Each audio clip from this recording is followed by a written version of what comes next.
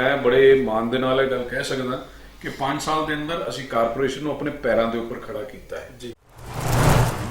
ਜਿਹੜੇ ਜਿਹੜੇ ਕੰਮ ਅਸੀਂ ਜਨਤਾ ਦੇ ਨਾਲ ਵਾਅਦੇ ਸਮੇਂ-ਸਮੇਂ ਦੇ ਉੱਪਰ ਕੀਤੇ ਸੀ ਜੀ, ਉਹ ਵੀ ਕੰਮ ਅਸੀਂ ਪੂਰੇ ਕੀਤੇ ਆ। ਮੈਂ ਤੁਹਾਨੂੰ ਉਹਦਾ ਕੰਪਲੀਟ ਪ੍ਰੂਫ ਵੀ ਦੇ ਸਕਦਾ ਜੀ। ਮੈਂ ਆਪਣੇ ਕਾਰਜਕਾਲ ਦੇ ਦੌਰਾਨ 100 ਕਰੋੜ ਤੋਂ ਵੱਧ ਦੇ ਕੰਮ ਪਠਾਨਕੋਟ ਸ਼ਹਿਰ ਦੇ ਅੰਦਰ ਕਰਵਾਏ ਜੀ।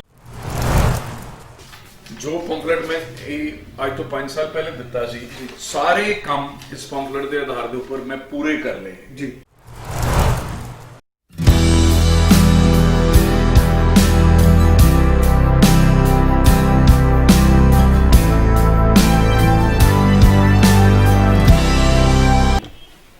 सत श्री अकाल, नमस्कार, आदाब। मैं तुहाडा अपना रमनदीप तुहाडा सब दा बहुत बहुत स्वागत करता हाँ TRL न्यूज़ के खास प्रोग्राम फेस टू फेस के। इस प्रोग्राम राही असीं तुहानूं मिलाउंदे हाँ राजनीतिक शख्सियतां दे नाल। ते अज साडे नाल मौजूद ने साडे प्रोग्राम दे विच पठानकोट शहर के एक्स मेयर साहब श्री अनिल वासुदेवा जी। अनिल वासुदेवा जी, तुहाडा बहुत बहुत स्वागत है साडे प्रोग्राम विच। धन्यवाद सर। सब तो पहला साडे दर्शकां नूं तुसीं अपने राजनीतिक करियर बारे दसो।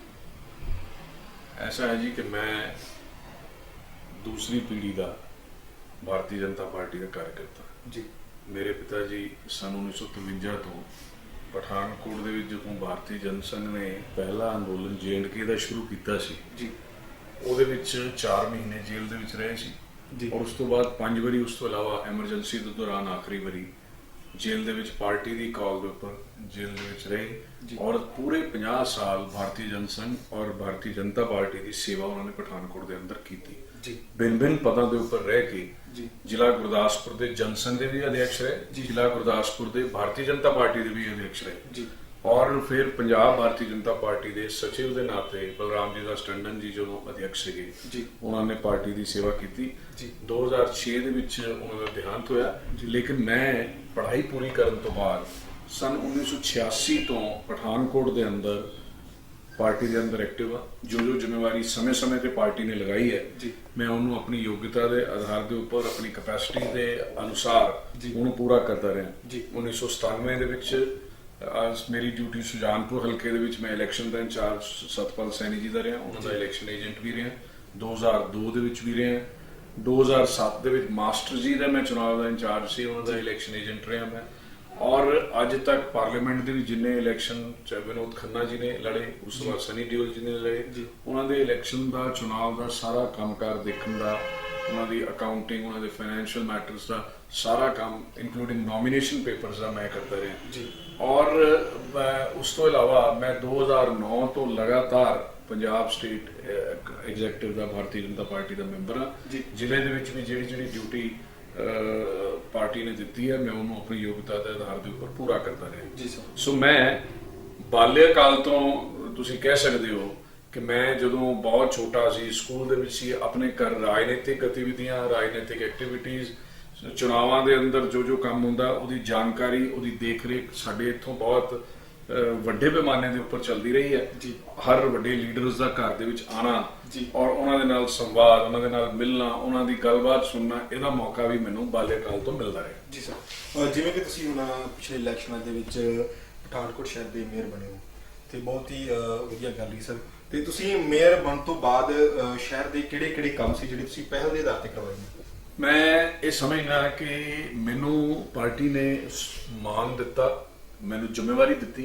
साडी पार्टी के अंदर कोई भी जिहड़ा पद हुंदा वो एक जिम्मेवारी का मिलना उन्होंने समझा जाता और उसका निर्वहन करने के लिए कोई भी कार्यकर्ता अपना पूरा प्रयत्न, अपना पूरा जोर लगाता है जी। मैनूं जदों 2015 के अंदर ये जिम्मेवारी मिली तो वो पहली बारी पठानकोट के अंदर मेयर बनया, नवी कारपोरेशन बनी जी। और तुसीं अंदाजा लगा सकते हो कि कोई भी जिसले नवा इदारा बनता है उन्होंने खड़ा करन दा, उन्होंने अपने पैरों के उपर लिया के उन्होंने चलाने का काम कोई आसान काम नहीं होंदा जी। मेरे जिम्मे वो काम आया और मैं बड़े मान दे नाल गल कह सकदा कि 5 साल के अंदर असी कारपोरेशन नूं अपने पैरों के उपर खड़ा किया है जी। फाइनैंशियली भी अपने पैरों के उपर खड़ा किया जी, स्टाफ स्ट्रेंथ के हिसाब दे नाल भी इन्हूं अपने पैरों के उपर खड़ा किया जी। और जिहड़े काम असी जनता दे नाल वायदे समय के उपर कीते सी वो भी काम असी पूरे कीते हैं। मैं तुहानूं उहदा कंप्लीट प्रूफ भी दे सकदा जी। मैं अपने कार्यकाल के दौरान 100 करोड़ तो ਵੱਧ ਦੇ ਕੰਮ ਪਠਾਨਕੋਟ शहर के अंदर करवाए ਜੀ ਜਿਹਦਾ ਪੂਰਾ ਵੇਰਵਾ ਕਾਰਪੋਰੇਸ਼ਨ ਦੇ ਵਿੱਚ ਉਪਲਬਧ ਹੈ, ਮੇਰੇ ਕੋਲ ਵੀ ਹੈਗਾ ਜੀ। ਔਰ ਮੈਂ ਇੱਕ ਹੋਰ ਗੱਲ ਬੜੇ ਫਕਰ ਦੇ ਨਾਲ ਕਹਿ ਸਕਦਾ ਕਿ ਅੱਜ ਤੱਕ ਵੀ ਜਿਹੜੀ ਸ਼ਹਿਰ ਦੇ ਅੰਦਰ ਕੰਮ ਚੱਲ ਰਹੇ ਆ ਜੀ, ਕੋਈ ਵੀ ਕੰਮ ਮੌਜੂਦਾ ਸਰਕਾਰ ਨੇ ਐਸਾ ਨਹੀਂ ਹੈਗਾ ਜਿਹੜਾ ਆਪਣੇ ਆਧਾਰ ਦੇ ਉੱਪਰ ਸਰਕਾਰ ਦੀ ਮਦਦ ਦੇ ਨਾਲ ਕਰਵਾਇਆ ਹੋਵੇ। ਸਾਰੇ ਦੇ ਸਾਰੇ ਕੰਮ ਜਿਹੜੇ ਅਸੀਂ ਸ਼ੁਰੂ ਕੀਤੇ ਸੀ, ਜਿਹੜੇ ਇਹਨਾਂ ਨੇ ਕਿਸੇ ਨਾ ਕਿਸੇ ਸਮੇਂ ਦੇ ਉੱਪਰ ਚਾਹੇ ਟੈਂਡਰ ਰਖਵਾ ਦਿੱਤੇ ਜਾਂ ਉਹਨਾਂ ਦੀ ਅਲਾਟਮੈਂਟ ਰਖਵਾ ਦਿੱਤੀ ਜਾਂ ਉਹਨਾਂ ਕੰਮਾਂ ਦੇ ਵਰਕ ਆਰਡਰ ਜਿਹੜੇ ਆ ਉਹ ਦੇਰ ਨਾਲ ਦਿੱਤੇ ਗਏ, ਕਿਉਂਕਿ ਜਿਹਦੀ ਸਰਕਾਰ ਹੁੰਦੀ ਹੈ ਅਫਸਰ ਉਹਦੇ ਹੁੰਦੇ ਆ। ਔਰ ਉਹੀ ਕੰਮ ਅੱਜ ਵੀ ਪੂਰੇ ਸ਼ਹਿਰ ਦੇ ਅੰਦਰ ਚੱਲ ਰਹੇ ਆ। ਔਰ ਮੈਂ ਤੁਹਾਨੂੰ ਜਿੱਥੇ ਅਸੀਂ ਗਲੀਆਂ ਸੜਕਾਂ, ਤੁਹਾਨੂੰ ਯਾਦ ਹੋਏਗਾ ਅਸ਼ਮੀ ਜੀ ਸਾਡੇ ਵਿਧਾਇਕ ਸੀ ਪੰਜਾਬ ਦੇ ਜਿਹੜੇ ਅੱਜਕੱਲ ਅਧਿਕਸ਼ ਨੇ, ਔਰ ਉਹਨਾਂ ਦੀ ਰਹਿਨੁਮਾਈ ਦੇ ਅੰਦਰ ਇੱਕ ਤੇ ਪੂਰੀ ਪਾਰਟੀ ਇੱਕ ਦਿਸ਼ਾ ਦੇ ਅੰਦਰ, ਸਾਰੇ ਕਾਉਂਸਲਰ ਇੱਕ ਦਿਸ਼ਾ ਦੇ ਅੰਦਰ ਚੱਲ ਰਹੇ ਸੀ। ਔਰ ਇਹੀ ਕਾਰਨ ਹੈ ਕਿ ਕਿਸੇ ਕਾਉਂਸਲਰ ਦੇ ਉੱਪਰ ਕਿਸੇ ਪ੍ਰਕਾਰ ਦਾ ਆਰੋਪ ਪੂਰੇ 5 ਸਾਲ ਦੇ ਅੰਦਰ ਨਹੀਂ ਲੱਗਾ। ਕਿਸੇ ਵੀ ਕਾਉਂਸਲਰ ਜਾਂ ਮੇਅਰ ਦੇ ਉੱਪਰ ਕੋਈ ਵੀ ਗੱਲ, ਕੋਈ ਵਧੀਕੀ ਕਰਨ ਦਾ ਆਰੋਪ ਨਹੀਂ ਲੱਗਾ। ਅਸੀਂ ਪੂਰੇ ਸ਼ਹਿਰ ਦੇ ਅੰਦਰ ਜੀ ਸਰ, ਬਿਨਾਂ ਕਿਸੇ ਭੇਦਭਾਵ ਦੇ ਔਰ ਅਸੀਂ ਲੋਕਾਂ ਦੇ ਕੰਮ ਕਰਵਾਏ, ਇਹਦਾ ਅਸੀਂ ਪ੍ਰਯਾਸ ਕੀਤਾ। ਮੈਂ ਉਹਦੀ ਡਿਟੇਲ, ਤੁਸੀਂ ਮੈਨੂੰ ਪੁੱਛਣਾ, ਮੈਂ ਉਹਦੀ ਪੂਰੀ ਡਿਟੇਲ ਹੋਰ ਵੀ ਜਿਹੜੀ ਵੱਡੀ ਗੱਲਾਂ ਦੀ ਡਿਟੇਲ ਵੀ ਤੁਹਾਨੂੰ ਮੈਂ ਦੱਸਣਾ ਚਾਹਾਂਗਾ। ਜੀ ਸਰ, ਜੀ ਔਰ ਇਹ 100 ਕਰੋੜ ਤੋਂ ਇਲਾਵਾ ਤੁਸੀਂ ਦੇਖ ਰਹੇ ਹੋ ਅੱਜ ਸਾਰੇ ਨਵੇਂ ਏਰੀਆਜ਼ ਦੇ ਅੰਦਰ ਸੀਵਰੇਜ ਦਾ ਕੰਮ ਚੱਲ ਰਿਹਾ ਜੀ। ਇਹਦੀ ਅਪਰੂਵਲ ਕੇਂਦਰ ਸਰਕਾਰ ਦੀ ਮਦਦ ਦੇ ਨਾਲ ਅਸੀਂ ਕਰਵਾਈ ਹੋਈ ਹੈ। ਸਾਡੇ ਸਮੇਂ ਦੇ ਅੰਦਰ 87 ਕਰੋੜ ਦਾ ਟੈਂਡਰ ਜੀ ਸੀਵਰੇਜ ਔਰ ਵਾਟਰ ਸਪਲਾਈ ਦਾ ਪਠਾਨਕੋਟ ਨਗਰ ਨਿਗਮ ਦਾ ਲੱਗਾ, ਜਿਹੜਾ 123 ਕਰੋੜ ਦਾ ਟੋਟਲ ਕੰਮ ਹੈ। ਬਾਕੀ ਦੇ ਪੈਸੇ ਮੋਟਰਾਂ ਹੈ, ਉਹਦਾ ਸਿਵਲ ਵਰਕ ਹੈ, ਉਹਦੇ ਇਲੈਕਟ੍ਰੀਕਲਸ ਹੈਗੇ ਹੈ, ਉਹਦੀ ਹੋਰ ਮੇਨਟੇਨੈਂਸ ਦਾ ਕੰਮ ਹੈ, ਉਹਨਾਂ ਕੰਮਾਂ ਦੇ ਲਈ ਹੈ। ਲੇਕਿਨ 87 ਕਰੋੜ ਦਾ ਟੈਂਡਰ, ਔਰ ਅਸੀਂ ਇਸ ਗੱਲ ਨੂੰ ਕਿ ਇਹ ਬਾਈਫਰਕੇਟ ਕਰਕੇ ਹੋਏ, ਕਿਉਂਕਿ ਕੱਲਾ ਟੈਂਡਰ ਸਫਲ ਨਹੀਂ ਸੀ ਹੋ ਰਿਹਾ, ਸਰਕਾਰ ਇਹ ਚਾਹੁੰਦੀ ਸੀ। ਮੈਂ ਪ੍ਰਾਰਥਨਾ ਕਰਕੇ ਸੈਕਟਰੀਜ਼ ਨੂੰ ਬਾਰ-ਬਾਰ ਮਿਲ ਕੇ ਸਰਕਾਰ ਦੇ ਨਾਲ ਬਾਰ-ਬਾਰ ਗੱਲ ਕਰਕੇ ਇਹਨਾਂ ਨੂੰ 3 ਹਿੱਸਿਆਂ ਦੇ ਵਿੱਚ ਡਿਵਾਈਡ ਕੀਤਾ, ਔਰ ਉਹਦੇ ਸਦਕਾ ਅੱਜ ਪੂਰੇ ਨਵੇਂ ਏਰੀਆਜ਼ ਔਰ ਸ਼ਹਿਰ ਦੇ ਜਿਹੜੇ ਏਰੀਆ ਸੀਵਰੇਜ ਨਹੀਂ ਸੀ ਪਿਆ, ਅੱਜ ਉੱਥੇ ਸੀਵਰੇਜ ਦਾ ਕੰਮ ਚੱਲ ਰਿਹਾ। ਇਹ ਸਾਡੀ ਸਭ ਤੋਂ ਵੱਡੀ ਮੈਂ ਉਪਲਬਧੀ ਇਹਨੂੰ ਮੈਂ ਕਹਾਂਗਾ ਕਿ ਪਹਿਲੇ 5 ਸਾਲਾਂ ਦੇ ਅੰਦਰ ਸਾਰੇ ਨਵੇਂ ਏਰੀਆਜ਼ ਦੇ ਅੰਦਰ ਸੀਵਰੇਜ ਪੈ ਜਾਣਾ, ਔਰ ਸ਼ਹਿਰ ਦੇ ਵਿੱਚ ਜਿੱਥੇ ਸੀਵਰੇਜ ਨਹੀਂ ਪਿਆ ਸੀ ਉੱਥੇ ਸੀਵਰੇਜ ਪੈ ਜਾਣਾ ਬਹੁਤ ਵੱਡੀ ਗੱਲ ਹੈ। ਔਰ ਇਸੇ ਸਮੇਂ ਦੇ ਅੰਦਰ ਅਸੀਂ 15 ਟਿਊਬਵੈਲ ਅੰਮ੍ਰਿਤ ਯੋਜਨਾ ਦੇ ਅੰਦਰ 2016 ਦੇ ਅੰਦਰ ਇਹ ਕੰਮ ਸ਼ੁਰੂ ਕਰਵਾ ਦਿੱਤਾ ਸੀ। 8 ਟਿਊਬਵੈਲ ਦਾ ਟੈਂਡਰ ਪਹਿਲੇ ਹੋ ਗਿਆ ਸੀ, ਉਹ ਟਿਊਬਵੈਲ ਪਹਿਲੇ ਲੱਗੇ। 7 ਟਿਊਬਵੈਲ ਦਾ ਟੈਂਡਰ ਬਾਅਦ ਚ ਹੋਇਆ, ਜਿਹੜੇ ਲਗਭਗ ਹੁਣ ਵੀ ਉਹ ਕੰਪਲੀਟ ਹੋ ਗਏ ਹੈ। ਔਰ 4 ਟਿਊਬਵੈਲ ਨਗਰ ਨਿਗਮ ਨੇ ਆਪਣੀ ਪੱਧਰ ਦੇ ਉੱਪਰ ਜਿਹੜਾ ਹੈਗਾ ਪਠਾਨਕੋਟ ਸ਼ਹਿਰ ਦੇ ਅੰਦਰ ਲਗਾਏ ਸੀ। ਅੱਜ ਤੱਕ ਕਿਸੇ ਦੇ ਵੀ ਕਾਰਜਕਾਲ ਦੇ ਅੰਦਰ 19 ਟਿਊਬਵੈਲ ਪਠਾਨਕੋਟ ਦੇ ਅੰਦਰ ਕਦੀ ਨਹੀਂ ਲੱਗੇ, ਇਹ ਮੈਂ ਗੱਲ ਗਰਵ ਦੇ ਨਾਲ ਕਹਿ ਸਕਦਾ। ਔਰ ਇਹ ਬਹੁਤ ਵੱਡੀ ਗੱਲ ਸੀ। ਪੂਰੇ ਸ਼ਹਿਰ ਦੇ ਅੰਦਰ ਅਸੀਂ LED ਲਾਈਟਸ ਦੀ ਰਿਪਲੇਸਮੈਂਟ ਕਰਵਾਈ। ਬਿਜਲੀ ਦਾ ਬਿੱਲ ਨਹੀਂ ਸੀ ਦਿੱਤਾ ਜਾ ਰਿਹਾ, ਕਾਰਪੋਰੇਸ਼ਨ ਦੇ ਹਾਲਾਤ, ਮਾਲੀ ਹਾਲਤ ਐਸੇ ਨਹੀਂ ਸੀਗੇ, ਲੇਕਿਨ ਉਹ ਬਿਜਲੀ ਦੀ ਬਚਤ ਦੇ ਵਿੱਚੋਂ ਪੈਸੇ ਦਿੱਤੇ ਜਾਣ, ਇਹਦਾ ਉਪਰਾਲਾ ਅਸੀਂ 2016 ਤੋਂ ਕਰ ਦਿੱਤਾ। ਔਰ ਅੱਜ ਸਾਰੇ ਸ਼ਹਿਰ ਦੇ ਅੰਦਰ ਅਗਰ ਤੁਸੀਂ LED ਲਾਈਟਾਂ ਦੇਖ ਰਹੇ ਹੋ ਤੇ ਮੈਂ ਸਮਝਣਾ ਕਿ ਇਹ ਵੀ ਸਾਡੀ ਇੱਕ ਬਹੁਤ ਵੱਡੀ ਉਪਲਬਧੀ ਹੈਗੀ ਹੈ। 14th ਫਾਈਨੈਂਸ ਕਮਿਸ਼ਨ ਜਿਹੜਾ ਕੇਂਦਰ ਸਰਕਾਰ ਦੁਆਰਾ ਸੰਚਾਲਿਤ ਹੁੰਦਾ ਹੈ, ਉਹਦੇ ਵਿੱਚੋਂ ਪਠਾਨਕੋਟ ਨਗਰ ਨਿਗਮ ਦਾ ਸ਼ੇਅਰ ਵੱਧ ਕੇ ਅੱਜ ਸਾਲ ਦਾ ਲਗਭਗ 15 ਕਰੋੜ ਰੁਪਇਆ ਹੋ ਗਿਆ। ਔਰ ਮੈਨੂੰ ਸਮਝਣਾ ਕਿ ਨਗਰ ਨਿਗਮ ਨੂੰ ਪੈਰਾਂ ਦੇ ਉੱਪਰ ਖੜੇ ਕਰਨਾ ਇਹ ਸਭ ਤੋਂ ਵੱਡੀ ਉਪਲਬਧੀ ਮੈਂ ਇਹਨੂੰ ਕਹਿ ਸਕਣਾ ਕਿ ਅੱਜ ਅਗਰ 15 ਕਰੋੜ ਰੁਪਏ ਸ਼ਹਿਰ ਨੂੰ ਮੇਨਟੇਨੈਂਸ ਦੇ ਲਈ ਔਰ ਨਵੇਂ ਕੰਮਾਂ ਦੇ ਲਈ ਮਿਲ ਜਾਏ ਹਰ ਸਾਲ ਦਾ, ਤੇ ਇੰਨੇ ਪੈਸੇ ਸ਼ਹਿਰ ਦੇ ਸਾਲ ਦੇ ਵਿੱਚ ਖਰਚ ਕਰਨਾ ਵੀ ਸੰਭਵ ਨਹੀਂ ਹੈਗਾ। ਇਹ ਵੀ ਇੱਕ ਬਹੁਤ ਵੱਡੀ ਉਪਲਬਧੀ ਸਾਰੀ ਸੀ। ਇਹ ਵੀ ਸਾਡੇ ਕਾਰਜਕਾਲ ਦੇ ਅੰਦਰ ਅਸੀਂ ਕਰਵਾਇਆ। ਔਰ ਮੈਂ ਤੁਹਾਨੂੰ ਇਹ ਗੱਲ, ਤੁਸੀਂ ਇਸ ਗੱਲ ਦਾ ਪਤਾ ਕਰ ਲੈਣਾ, ਵੈਰੀਫਾਈ ਕਰ ਸਕਦੇ ਹੋ ਕਿ ਜਦੋਂ ਅਸੀਂ ਆਏ ਸੀ ਤੇ 50,000 ਦੀ ਪੇਮੈਂਟ ਜਿਹੜੀ ਹੈ ਉਹ ਕਰਨੀ ਮੁਸ਼ਕਿਲ ਸੀ। ਲੋਕਾਂ ਦੀ ਬਹੁਤ ਵੱਡੀ ਠੇਕੇਦਾਰਾਂ ਦੀ ਲਾਇਬਿਲਟੀ ਸੀ, ਬਹੁਤ ਸਾਰੇ ਐਸੇ ਕੰਮ ਸੀਗੇ ਜਿਹੜੇ ਬਹੁਤ ਉਲਝੇ ਹੋਏ ਪਏ ਸੀਗੇ, ਔਰ ਉਹ ਸਾਰੇ ਕੰਮਾਂ ਨੂੰ ਠੀਕ ਕਰਕੇ ਔਰ ਅੱਜ ਇਹ ਹੈ ਕਿ ਪੂਰੇ ਪੰਜਾਬ ਦੇ ਅੰਦਰ ਕੋਈ ਵੀ ਠੇਕੇਦਾਰ ਅਗਰ ਕੋਈ ਕੰਮ ਕਰਨਾ ਚਾਹੁੰਦਾ ਹੈ ਤਾਂ ਕਹਿੰਦਾ ਮੈਨੂੰ ਪਠਾਨਕੋਟ ਨਗਰ ਨਿਗਮ ਦੇ ਅੰਦਰ ਕੰਮ ਮਿਲ ਜਾਏ, ਉੱਥੇ ਪੈਸਿਆਂ ਦੀ ਕੋਈ ਦਿੱਕਤ ਨਹੀਂ ਹੈਗੀ, ਮੈਨੂੰ ਫਟਾਫਟ ਕੰਮ ਕਰਾਂਗਾ, ਮੈਨੂੰ ਪੈਸੇ ਮਿਲ ਸਕਦੇ ਆ। ਇਹ ਵੀ ਇੱਕ ਬਹੁਤ ਵੱਡੀ ਉਪਲਬਧੀ ਹੈਗੀ ਸੀ ਜੀ ਸਰ। ਜਿਵੇਂ ਕਿ ਤੁਸੀਂ ਹੁਣ ਬਹੁਤ ਸਾਰੇ ਤੁਸੀਂ ਕੰਮ ਗਿਣਾਏ ਜਿਹੜੇ ਤੁਸੀਂ ਕੰਮ ਆਪਣੇ ਕਾਰਜਕਾਲ ਦੇ ਵਿੱਚ ਕਰਵਾਏ ਨੇ, ਪਰ ਫਿਰ ਵੀ ਅਸੀਂ ਜੇ ਅੱਜ ਦੇ ਸਮੇਂ ਦੇ ਵਿੱਚ ਵੇਖੀਏ ਕਿ ਸ਼ਹਿਰ ਦੇ ਵਿੱਚ ਜਿਹੜਾ ਪੀਣ ਵਾਲਾ ਪਾਣੀ ਹੈ ਉਹਦੀ ਸਮੱਸਿਆ ਬਹੁਤ ਜ਼ਿਆਦਾ ਹੈ। ਕਈ ਥਾਵਾਂ ਦੇ ਉੱਤੇ ਕਈ ਵਾਰ ਅਸੀਂ ਦੇਖ ਕੇ ਆਏ ਹਾਂ, ਚੈੱਕ ਕਰਕੇ ਆਏ ਹਾਂ, ਕਰ ਜਾ ਕੇ ਅਸੀਂ ਸਰਵੇ ਕਰਕੇ ਆਏ ਹਾਂ ਕਿ ਉੱਥੇ ਜਿਹੜਾ ਪੀਣ ਵਾਲੇ ਪਾਣੀ ਜਿਹੜਾ ਆ ਉਹਦੀਆਂ ਪਾਈਪਾਂ ਆ ਉਹ ਸੀਵਰੇਜ ਦੇ ਪਾਣੀ ਦੇ ਨਾਲ ਮਿਕਸ ਹੋ ਕੇ ਉਹਨਾਂ ਦੇ ਘਰ ਤੱਕ ਪਹੁੰਚ ਰਹੀਆਂ ਨੇ। ਬਹੁਤ ਹੀ ਉਹਨਾਂ ਦੇ ਜਿਹੜੀ ਪੀਣ ਵਾਲੇ ਪਾਣੀ ਨਹੀਂ ਉਹਨਾਂ ਨੂੰ ਘਰ ਤੋਂ ਦੂਰ ਜਾਣਾ ਪੈ ਰਿਹਾ ਲੋਕਾਂ ਨੂੰ। ਨੰਬਰ 2 ਤੇ ਆਪਾਂ ਜੇ ਗੱਲ ਕਰੀਏ ਤੇ ਸ਼ਹਿਰ ਦੀਆਂ ਜਿਹੜੀਆਂ ਕਾਰਪੋਰੇਸ਼ਨ ਦੀਆਂ ਦੁਕਾਨਾਂ ਸੀਗੀਆਂ ਉਹਨਾਂ ਦਾ ਬਹੁਤ ਸਾਰਾ ਜਿਹੜੀਆਂ ਦੁਕਾਨਾਂ ਦਾ ਕਿਰਾਇਆ ਹਜੇ ਤੱਕ ਲੱਖਾਂ ਰੁਪਏ ਦਾ ਕਿਰਾਇਆ ਜਿਹੜਾ ਫਸਿਆ ਹੋਇਆ ਹੈ ਜੋ ਰਿਕਵਰ ਨਹੀਂ ਕਰਵਾਇਆ ਗਿਆ। ਤੀਜੇ ਨੰਬਰ ਦੇ ਵਿੱਚ ਸਾਡੇ ਸ਼ਹਿਰ ਦੇ ਵਿੱਚ ਇੱਕ ਕਾਰਪੋਰੇਸ਼ਨ ਦੀ ਲਾਇਬ੍ਰੇਰੀ ਹੈਗੀ ਆ ਜਿਹਦੀ ਕਿ ਜਿਹੜੀ ਹਾਲਤ ਆ ਬਹੁਤ ਹੀ ਜ਼ਿਆਦਾ ਖਸਤਾ ਹੋ ਚੁੱਕੀ ਬਿਲਡਿੰਗ ਦੀ ਵੀ, ਤੇ ਨਾਲ ਦੀ ਨਾਲ ਉਹਦੇ ਵਿੱਚ ਅਸੀਂ ਜਾ ਕੇ ਸਰਵੇ ਕੀਤਾ ਕਿ ਪਿਛਲੇ 7 ਸਾਲਾਂ ਦੇ ਤੋਂ ਇੱਕ ਵੀ ਕਿਤਾਬ ਨਹੀਂ ਆਈ। ਕਿ ਤੁਸੀਂ ਇਹਦੇ ਪ੍ਰਤੀ ਕਿੰਨੀ ਕੀ ਕੋਸ਼ਿਸ਼ ਕੀਤੀ ਸੀਗੀ ਜਾਂ ਹੁਣ ਅੱਗੇ ਕੀ ਪਲਾਨ ਹੈ? ਐਸਾ ਹੈ, ਤੁਸੀਂ ਜਿਹੜੀ ਸਭ ਤੋਂ ਪਹਿਲੇ ਪੀਣ ਦੇ ਪਾਣੀ ਦੀ ਵਾਲੀ ਗੱਲ ਕੀਤੀ ਜੀ ਸਰ, ਇਹ ਵਾਕਈ ਬਹੁਤ ਹੀ ਇੱਕ ਵਿਕਰਾਲ ਸਮੱਸਿਆ ਹੈ ਜੀ। ਪਠਾਨਕੋਟ ਸ਼ਹਿਰ ਦੇ ਵਿੱਚ ਮੈਨੂੰ ਕੋਈ ਅਤਿਸ਼ਯੋਕਤੀ ਨਹੀਂ, ਮੈਨੂੰ ਕੋਈ ਦਿੱਕਤ ਨਹੀਂ ਇਹ ਗੱਲ ਸਵੀਕਾਰ ਕਰਨ ਦੇ ਵਿੱਚ ਕਿ ਇੱਥੇ ਪਹਿਲੇ ਕਦੇ ਵੀ ਯੋਜਨਾ ਇਸ ਢੰਗ ਦੀ ਨਹੀਂ ਬਣੀ ਜਿਹਦੇ ਵਿੱਚ ਪਹਿਲੇ ਸੀਵਰੇਜ ਦੀ ਲਾਈਨ ਪਵੇ, ਵਾਟਰ ਸਪਲਾਈ ਦੀ ਪਾਈਪ ਪਵੇ, ਫਿਰ ਕਲੀਆਂ ਸੜਕਾਂ ਬਣਨ।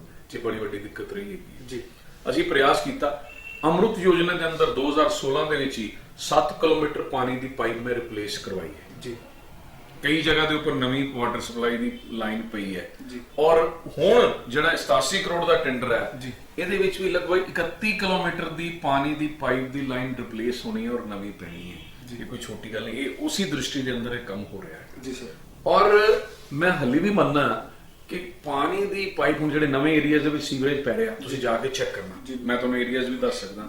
ਸ਼ਾਂਤ ਵਿਹਾਰ ਦੇ ਅੰਦਰ ਸੀਵਰੇਜ ਪਿਆ ਹੈਗਾ, ਗ੍ਰੀਨ ਹੈਵਨ ਦੇ ਵਿੱਚ ਪਿਆ, ਵਿਸ਼ਨੂੰ ਨਗਰ ਪੈ ਰਿਹਾ, ਨਵੇਂ ਏਰੀਆ ਮਾਮੂਨ ਦੇ ਅੰਦਰ ਜਿਹੜਾ ਹੈਗਾ ਪੈ ਰਿਹਾ। ਉੱਥੇ ਹੁਣ ਪੂਰੀ ਕੋਸ਼ਿਸ਼ ਕੀਤੀ ਜਾ ਰਹੀ ਹੈ ਕਿ ਅਗਰ ਸੀਵਰੇਜ ਲਾਈਨ ਇੱਕ ਪਾਸੇ ਤੇ ਪਾਣੀ ਦੀ ਸਪਲਾਈ ਜਿਹੜੀ ਹੈ ਦੂਸਰੇ ਪਾਸੋਂ ਚੱਲੇ। ਇਹ ਨਵੇਂ ਦੇ ਵਿੱਚ ਅਸੀਂ ਕਰ ਸਕਦੇ ਹਾਂ, ਲੇਕਿਨ ਅੱਜ ਤੋਂ ਜਿਹੜੀ ਗੱਲ 30 ਸਾਲ ਪਹਿਲੇ, 35 ਸਾਲ ਪਹਿਲੇ, 25 ਸਾਲ ਪਹਿਲੇ ਹੋ ਗਈ ਹੈ, ਉਹਨੂੰ ਰਿਪਲੇਸ ਕਰਨਾ ਹੀ ਇੱਕਮਾਤਰ ਤਰੀਕਾ ਜਿਹੜਾ ਹੈਗਾ ਉਹ ਰਹਿੰਦਾ ਹੈਗਾ। ਉਹਦੇ ਬਾਰੇ ਦੇ ਵਿੱਚ ਲਗਾਤਾਰ ਪ੍ਰਯਾਸ ਸਾਡਾ ਵੀ ਰਿਹਾ ਹੈਗਾ, ਲੇਕਿਨ ਆਉਣ ਵਾਲੇ ਸਮੇਂ ਦੇ ਅੰਦਰ ਵੀ ਅਗਰ ਨਗਰ ਨਿਗਮ ਦੇ ਉੱਪਰ ਭਾਰਤੀ ਜਨਤਾ ਪਾਰਟੀ ਦਾ ਕਬਜ਼ਾ ਹੁੰਦਾ ਹੈ ਅਸੀਂ ਜ਼ਰੂਰ ਇਸ ਦ੍ਰਿਸ਼ਟੀ ਦੇ ਅੰਦਰ ਇਹਨੂੰ ਪਹਿਲ ਦੇ ਆਧਾਰ ਦੇ ਉੱਪਰ ਕਿ ਪੂਰੇ ਸ਼ਹਿਰ ਦੀ ਪਾਈਪਲਾਈਨ ਨੂੰ ਰਿਪਲੇਸ ਕਰਨ ਦੀ ਕੀ ਯੋਜਨਾ ਬਣ ਸਕਦੀ ਹੈ ਉਹ ਯੋਜਨਾ ਅਸੀਂ ਬਣਵਾਵਾਂਗੇ ਜੀ ਸਰ। ਔਰ ਦੂਸਰਾ, ਤੁਸੀਂ ਦੁਕਾਨਾਂ ਦੇ ਕਿਰਾਏ ਦੀ ਗੱਲ ਕੀਤੀ ਜੀ, ਇਹਦੇ ਵਿੱਚ ਨਗਰ ਨਿਗਮ ਦਾ ਪ੍ਰਯਾਸ ਤੇ ਰਿਹਾ ਅਸੀਂ ਹਰ ਸਾਲ ਆਪਣਾ ਬਜਟ ਪਹਿਲੇ ਸਾਲ ਨਾਲੋਂ 20-25% ਵਧਾਉਂਦੇ ਰਹੇ ਹਾਂ ਔਰ ਉਹਦੇ ਵਿੱਚ ਉਹਦੀ ਰਿਕਵਰੀ ਦਾ ਪ੍ਰਯਾਸ ਵੀ ਰਿਹਾ ਹੈਗਾ। ਲੇਕਿਨ ਇਸ ਦੀ ਕਿਰਾਏ ਦੀ ਦੁਕਾਨਾਂ ਦੀ ਰਿਕਵਰੀ ਪੂਰੀ ਤਰ੍ਹਾਂ ਹੋਏ ਇਹਦੇ ਲਈ ਨਗਰ ਨਿਗਮ ਦਾ ਸਟਾਫ ਔਰ ਅਧਿਕਾਰੀ ਸਾਰੇ ਪ੍ਰਯਾਸ ਕਰਦੇ ਰਹੇ ਹੈ। ਕਿਤੇ ਨਾ ਕਿਤੇ ਕਮੀ ਹੋ ਸਕਦੀ ਹੈ, ਲੇਕਿਨ ਮੈਨੂੰ ਇਦਾਂ ਲੱਗਦਾ ਕਿ ਕੋਈ ਲੰਬਾ ਚੌੜਾ ਕਿਰਾਏ ਦਾ ਜਿਹੜਾ ਅਮਾਉਂਟ ਹੈਗਾ ਉਹ ਪੈਂਡਿੰਗ ਨਹੀਂ ਹੈਗਾ। ਪੈਂਡਿੰਗ ਹੋਰ ਕਈ ਚੀਜ਼ਾਂ ਹੈਗੀਆਂ, ਪ੍ਰਾਪਰਟੀ ਟੈਕਸ ਦੇ ਕੁਝ ਚੀਜ਼ਾਂ ਪੈਂਡਿੰਗ ਹੈਗੀਆਂ, ਲੇਕਿਨ ਉਹਦੇ ਵਿੱਚ ਵੀ ਉਗਰਾਹੀ ਬਹੁਤ ਹੋਈ ਹੈਗੀ ਹੈ। ਤੁਸੀਂ ਇਸ ਗੱਲ ਨੂੰ ਵੈਰੀਫਾਈ ਕਰ ਸਕਦੇ ਹੋ। ਤੀਸਰਾ, ਤੁਸੀਂ ਲਾਇਬ੍ਰੇਰੀ ਦੀ ਗੱਲ ਕੀਤੀ ਹੈ, ਤੁਸੀਂ ਰਿਕਾਰਡ ਚੈੱਕ ਕਰਨਾ। ਮੈਂ 36 ਲੱਖ ਰੁਪਏ ਦਾ ਲਾਇਬ੍ਰੇਰੀ ਦਾ ਐਸਟੀਮੇਟ ਜਿਹੜਾ ਦੀ ਨਵੀਂ ਕਿਤਾਬਾਂ ਲਈ, ਕਿਉਂਕਿ ਮੈਂ ਆਪ ਪੜ੍ਹ ਲਿਖ ਕੇ ਚਾਰਟਰਡ ਅਕਾਊਂਟੈਂਸੀ ਔਰ ਲਾਅ ਗ੍ਰੈਜੂਏਸ਼ਨ ਕਰਕੇ ਮੈਂ ਪਠਾਨਕੋਟ ਦੇ ਅੰਦਰ ਜਿਹੜਾ ਆਪਣਾ ਕੰਮ ਕਰ ਰਿਹਾ ਤੇ ਮੈਨੂੰ ਇਸ ਗੱਲ ਦਾ ਬੜਾ ਸ਼ੌਕ ਵੀ ਹੈਗਾ। ਮੈਂ ਛੋਟੇ ਹੁੰਦੇ ਸਕੂਲ ਦੇ ਸਮੇਂ ਦੇ ਅੰਦਰ ਨਗਰ ਨਿਗਮ ਦੀ ਉਦੋਂ ਮਿਊਨਿਸਪੈਲਿਟੀ ਸੀ ਉਹਦੀ ਲਾਇਬ੍ਰੇਰੀ ਦੇ ਅੰਦਰ ਜਾ ਕੇ ਪੜ੍ਹਦਾ ਰਿਹਾ। ਸੋ ਮੇਰੀ ਕੋਸ਼ਿਸ਼ ਸੀਗੀ ਅਸੀਂ ਲਗਭਗ ਥੋੜੇ ਅਮਾਉਂਟ ਦੀ ਕਿਤਾਬਾਂ ਇੱਥੇ ਪ੍ਰੋਵਾਈਡ ਕਰਾਈਆਂ ਸੀ, ਲੇਕਿਨ ਬਹੁਤ ਜ਼ਿਆਦਾ ਪ੍ਰਯਾਸ ਜਿਹੜਾ ਹੈਗਾ ਉਹ ਜਿਹੜਾ ਸਾਡਾ ਅਮਾਉਂਟ ਅਸੀਂ ਪ੍ਰੋਵਾਈਡ ਵੀ ਕੀਤਾ ਸੀ ਉਹਦਾ ਕਿਸੇ ਨਾ ਕਿਸੇ ਕਾਰਨ, ਕਿਉਂਕਿ PIDB ਦੇ ਵਿੱਚੋਂ ਖਰਚ ਹੋਏਗਾ ਕਿ ਇੱਥੋਂ ਖਰਚ ਹੋਏਗਾ, ਸਰਕਾਰ ਦੀ ਯੋਜਨਾ ਕੁਝ ਬਣ ਰਹੀ ਸੀ, ਇਸ ਕਾਰਨ ਇਸ ਕੰਮ ਦੇ ਵਿੱਚ ਵੀ ਦੇਰੀ ਹੋਈ ਹੈ। ਲੇਕਿਨ ਮੈਨੂੰ ਇਦਾਂ ਲੱਗਦਾ ਹੈਗਾ ਕਿ ਇਹ ਵੀ ਇੱਕ ਪ੍ਰਯਾਸ ਹੋਰ ਇਸ ਦ੍ਰਿਸ਼ਟੀ 'ਚ ਇੱਕ ਲਾਇਬ੍ਰੇਰੀ ਪਠਾਨਕੋਟ ਦੇ ਅੰਦਰ ਐਸਟੈਬਲਿਸ਼ ਹੋਏ। ਇਸ ਤਰੀਕੇ ਦਾ ਪ੍ਰਯਾਸ ਜਿਹੜਾ ਹੈਗਾ ਉਹ ਭਾਰਤੀ ਜਨਤਾ ਪਾਰਟੀ ਦਾ ਵੀ ਰਹੇਗਾ ਔਰ ਸਾਡਾ ਵੀ ਇਸ ਦ੍ਰਿਸ਼ਟੀ ਦੇ ਵਿੱਚ ਅਸੀਂ ਪੂਰੀ ਯੋਜਨਾ ਇਸ ਗੱਲ ਦੇ ਵਿੱਚ ਬਣਾਈ ਹੋਈ ਹੈ ਜੀ। ਸਰ, ਜੇ ਅਸੀਂ ਕਰੀਏ ਕਿ ਸਰਕਾਰ ਜਿਹੜੀ ਮੌਜੂਦਾ ਸਰਕਾਰ ਹੈ ਤੇ ਨਾਲੇ ਪਿੱਛੇ ਤੁਸੀਂ ਜਿਵੇਂ ਆਪਣੇ ਅਸ਼ਵਨੀ ਸ਼ਰਮਾ ਜੀ ਦੀ ਸਰਕਾਰ ਸੀਗੀ, ਭਾਜਪਾ ਸਰਕਾਰ, ਤੇ ਆਪਾਂ ਦੋਨਾਂ ਦੀ ਜੇ ਕੰਪੈਰੀਜ਼ਨ ਕਰੀਏ ਤੇ ਤੁਹਾਡਾ ਤਾਲਮੇਲ ਜਾਂ ਕੰਮ ਦੀ ਗੱਲ ਕਰੀਏ, ਪਠਾਨਕੋਟ ਦੀ ਵਿਕਾਸ ਦੀ ਗੱਲ ਕਰੀਏ, ਦੋਨਾਂ ਸਰਕਾਰਾਂ ਦੇ ਵਿੱਚ ਵਧੀਆ ਵਿਕਾਸ ਕਿਸ ਤਰ੍ਹਾਂ ਹੋਇਆ ਤੇ ਜਾਂ ਕਾਂਗਰਸ ਦੀ ਸਰਕਾਰ ਆਉਣ ਤੋਂ ਬਾਅਦ ਤੁਹਾਡੀ ਮਿਊਨਿਸਪਲ ਕਾਰਪੋਰੇਸ਼ਨ ਨੂੰ ਕੰਮ ਕਰਨ ਦੇ ਵਿੱਚ ਕਿੰਨੀ ਕੁ ਸਹਾਇਤਾ ਮਿਲੀ ਹੈ?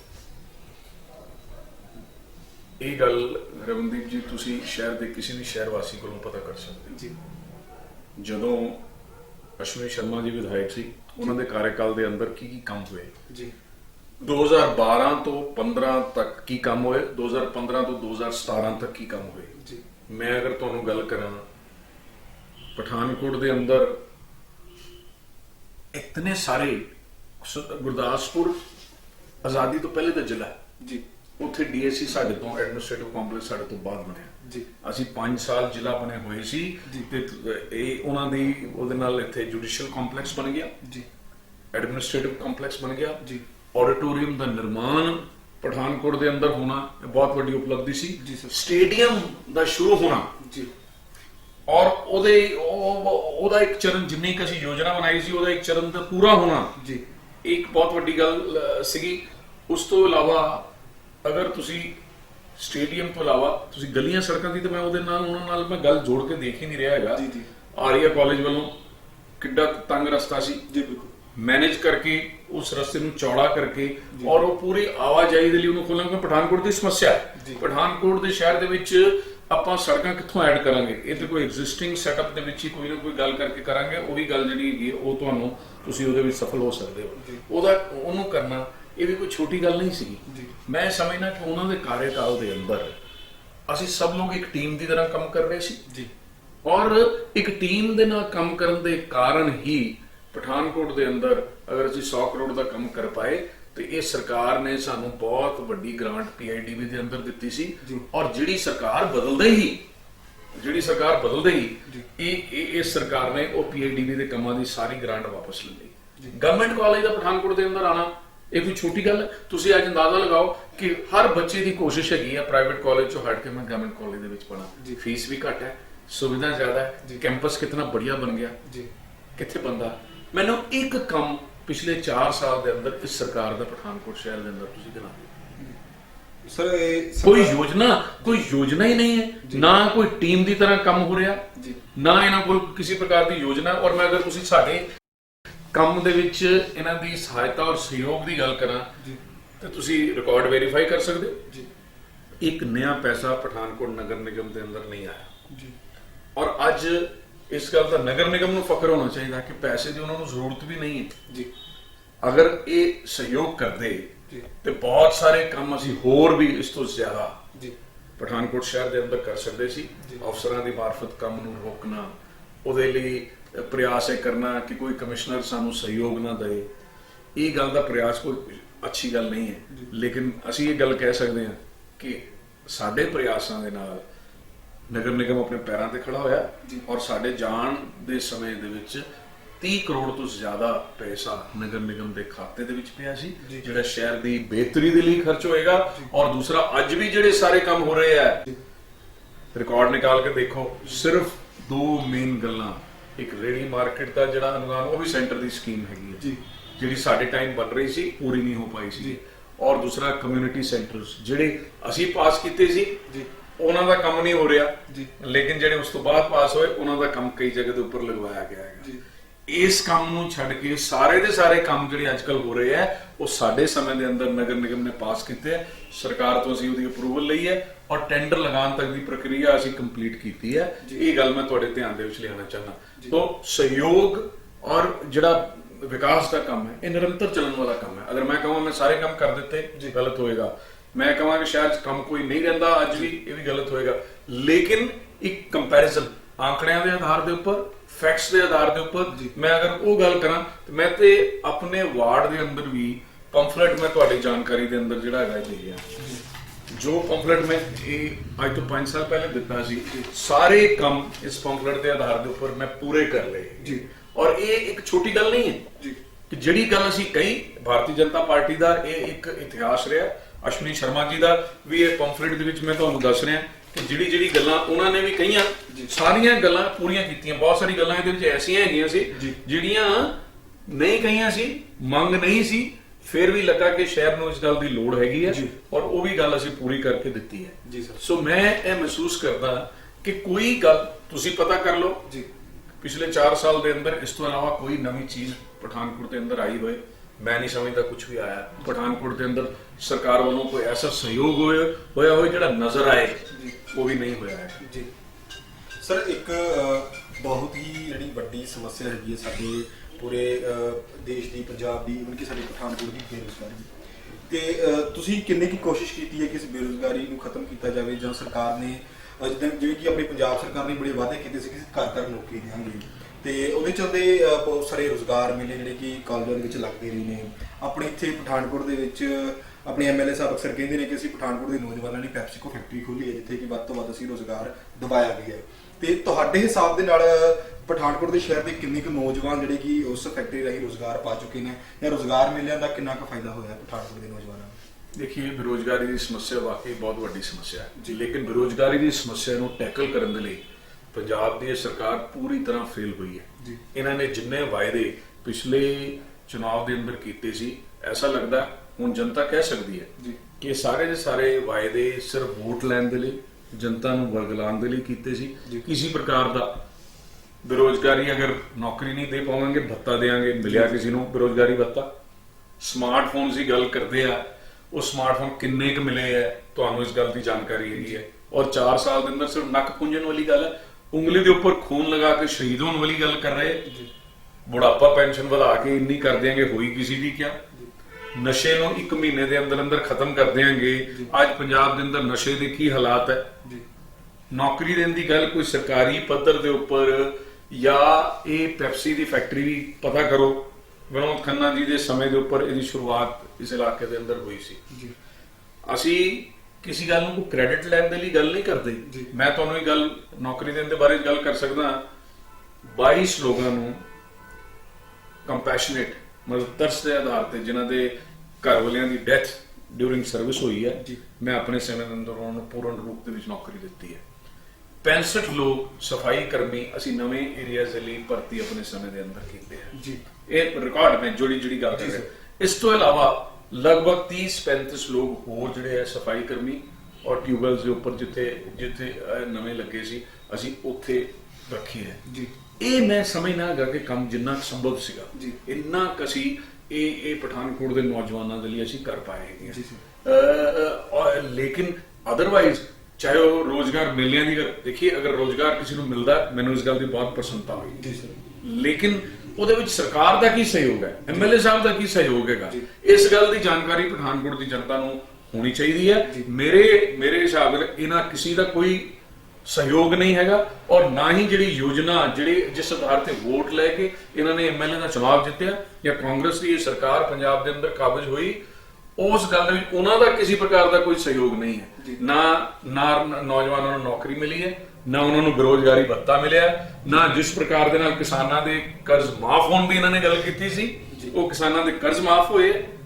ਔਰ ਮੈਂ ਸਮਝਦਾ ਕਿ ਇਹਨਾਂ ਨੇ ਕੇਵਲ ਝੂਠ ਦੇ ਆਧਾਰ ਤੇ, ਝੂਠੇ ਵਾਅਦੇ ਕਰਕੇ ਇਹ ਸਰਕਾਰ ਆਈ ਹੈ। ਔਰ ਇਹਦਾ ਆਉਣ ਵਾਲੇ ਚੁਣਾਵਾਂ ਦੇ ਅੰਦਰ, ਚਾਹੇ ਉਹ ਨਗਰ ਨਿਗਮ ਦੇ ਚੁਣਾਵ ਹੋਣਗੇ ਜਾਂ ਵਿਧਾਨ ਸਭਾ ਦੇ ਚੁਣਾਵ ਹੋਣਗੇ, ਜਨਤਾ ਇਹਨਾਂ ਨੂੰ ਜ਼ਰੂਰ ਇਸ ਗੱਲ ਦਾ ਜਵਾਬ ਦੇਗੀ ਕਿ ਕਿਸ ਤਰੀਕੇ ਦੇ ਨਾਲ ਝੂਠੇ ਵਾਅਦੇ ਕਰਕੇ ਵੋਟਾਂ ਲਈਆਂ ਜਾਂਦੀਆਂ। ਉਹਦਾ ਖਮਿਆਜ਼ਾ ਇਸ ਸਰਕਾਰ ਨੂੰ ਔਰ ਕਾਂਗਰਸ ਨੂੰ ਔਰ ਪਠਾਨਕੋਟ ਦੇ ਮੌਜੂਦਾ ਵਿਧਾਇਕ ਨੂੰ ਭੁਗਤਣਾ ਪਏਗਾ। ਸਰ, ਜਿਵੇਂ ਕਿ ਆਪਣੇ ਪਠਾਨਕੋਟ ਹਲਕੇ ਦੇ, ਪੂਰੇ ਗੁਰਦਾਸਪੁਰ ਹਲਕੇ ਦੇ ਐਮਪੀ ਨੇ ਸ਼੍ਰੀ ਸਨੀ ਦਿਓਲ ਜੀ, ਤੇ ਪਠਾਨਕੋਟ ਦੀ ਜਨਤਾ ਦਾ ਇਹ ਕਹਿਣਾ ਕਿ ਜਦੋਂ ਤੋਂ ਉਹ ਐਮਪੀ ਬਣ ਚੁੱਕੇ ਨੇ, ਉਹ ਪਠਾਨਕੋਟ ਸ਼ਹਿਰ ਦੇ ਵਿੱਚ ਜਾਂ ਸਾਡੇ ਜਨਤਾ ਦੇ ਵਿੱਚ ਲੋਕ ਦਿਖਾਈ ਨਹੀਂ ਦੇ ਰਹੇ, ਨਾ ਉਹਨਾਂ ਦਾ ਕੋਈ ਕੰਮ ਦਿਖਾਈ ਦੇ ਰਿਹਾ। ਤੇ ਤੁਹਾਡੀ ਕੀ ਵਿਚਾਰ ਹੈ ਇਸ ਬਾਰੇ? ਦੇਖੀ, ਹਰ ਵਿਅਕਤੀ ਦਾ ਆਪਣਾ ਆਪਣਾ ਕੰਮ ਹੈ ਜੀ। ਐਮਪੀ ਦਾ ਕੰਮ ਕੇਂਦਰ ਸਰਕਾਰ ਦੇ ਨਾਲ ਰਿਲੇਟਡ ਹੁੰਦਾ ਹੈ ਜੀ। ਐਮਐਲਏ ਦਾ ਕੰਮ ਪ੍ਰਦੇਸ਼ ਸਰਕਾਰ ਦੇ ਨਾਲ ਹੁੰਦਾ ਹੈ ਜੀ। ਨਗਰ ਨਿਗਮ ਦਾ ਅਗਰ ਮੇਅਰ ਹੈਗਾ ਤਾਂ ਉਹਦਾ ਕੰਮ ਲੋਕਲ ਲੈਵਲ ਦੇ ਉੱਪਰ ਜਨਤਾ ਦੀ ਰੋਜ਼ਮਰਾ ਦੀ ਸਮੱਸਿਆ ਨੂੰ ਹੱਲ ਕਰਨ ਦਾ ਕੰਮ ਹੁੰਦਾ ਹੈ ਜੀ। ਐਮਪੀ ਦਾ ਕੰਮ ਦਿੱਲੀ ਦੇ ਜਿੰਨੇ ਲੋਕਾਂ ਦੇ ਨਾਲ ਕੰਮ ਪੈਂਦੇ ਆ, ਉਹਨਾਂ ਕੰਮਾਂ ਨੂੰ ਹੱਲ ਕਰਨ ਦਾ ਕੰਮ ਹੁੰਦਾ ਹੈ ਜੀ। ਅਨਫੋਰਚੂਨੇਟਲੀ ਪਿਛਲੇ 8 ਮਹੀਨੇ ਤੋਂ ਪੂਰੀ ਦੁਨੀਆ ਦੇ ਅੰਦਰ ਜਿਹੜਾ ਕੋਵਿਡ ਦੀ ਬਿਮਾਰੀ ਚੱਲੀ ਹੈ, ਉਸ ਕਾਰਨ ਆਵਾਜਾਈ ਦੇ ਵਿੱਚ ਔਰ ਲੋਕਾਂ ਦੇ ਨਾਲ ਮਿਲਣ ਮਿਲਾਉਣ ਦੇ ਵਿੱਚ ਬੜੀਆਂ ਦਿੱਕਤਾਂ ਸਭ ਲੋਕਾਂ ਨੂੰ ਪੇਸ਼ ਆ ਰਹੀਆਂ ਜੀ। ਸਨੀ ਦਿਓਲ ਜੀ ਨਿਰੰਤਰ ਕਨਸਟੀਚੁਐਂਸੀ ਦੇ ਲਈ, ਤੁਸੀਂ ਪੜਿਆ ਹੋਵੇਗਾ ਕਿੰਨੇ ਲੋਕਾਂ ਨੂੰ ਉਹਨਾਂ ਨੇ ਜਿਹੜੇ ਬਾਹਰ ਫਸੇ ਦੇ ਸੀਗੇ, ਉਹਨਾਂ ਨੂੰ ਇੱਥੇ ਲੈ ਕੇ ਉਹ ਆਏ ਹੈਗੇ ਜੀ। ਕਿੰਨੇ ਐਸੇ ਲੋਕਾਂ ਦਾ ਕੈਂਸਰ ਤੋਂ ਇਲਾਜ, ਮੇਰੇ ਖਿਆਲ ਇਹ ਲਗਭਗ ਉਹਨਾਂ ਕੋਲ ਕਾਫੀ ਵੱਡੀ ਸੰਖਿਆ ਦੇ ਅੰਦਰ ਪ੍ਰਧਾਨ ਮੰਤਰੀ ਰਾਹਤ ਕੋਸ਼ ਤੋਂ ਉਹਨਾਂ ਨੇ ਪੈਸੇ ਉਹਨਾਂ ਨੂੰ ਦਿਲਵਾਏ ਹੈਗੇ ਜੀ। ਬਹੁਤ ਸਾਰੇ ਹੋਰ ਜਿਹੜੀਆਂ ਯੋਜਨਾਵਾਂ ਹੈਗੀਆਂ, ਉਹਦੇ ਵਿੱਚ ਜਿਹੜਾ ਐਲੀਵੇਟਡ ਟਰੈਕ ਪਠਾਨਕੋਟ ਦਾ ਜੀ 286 ਕਰੋੜ ਦੀ ਯੋਜਨਾ ਅੱਜ ਤੱਕ ਕੋਈ ਅਪਰੂਵ ਕਰਾ ਪਾਇਆ ਹੈ?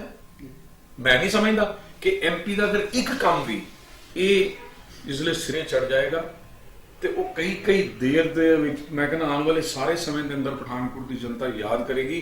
ਹਰ ਚੁਣਾਵ ਦਾ ਇਹ ਮੁੱਦਾ ਬਣਦਾ ਹੈਗਾ, ਔਰ ਉਹਨਾਂ ਨੇ ਪਹਿਲੇ ਸਾਲ ਦੇ ਅੰਦਰ 286 ਕਰੋੜ ਦਾ ਪ੍ਰੋਜੈਕਟ ਅਪਰੂਵ ਕਰਕੇ ਉਹਦੇ ਵਿੱਚ 50% ਪੈਸੇ ਪੰਜਾਬ ਸਰਕਾਰ ਤੋਂ ਦਿਲਵਾ ਕੇ, ਉਹਨਾਂ ਦੇ ਬਜਟ ਦੇ ਵੀ ਦਿਲਵਾ ਕੇ, ਤੇ ਸਿਰਫ ਕੋਵਿਡ ਦੀ ਸਮੱਸਿਆ ਦੇ ਕਾਰਨ ਟੈਂਡਰ ਦੇ ਵਿੱਚ ਦੇਰੀ ਹੋ ਰਹੀ ਹੈ।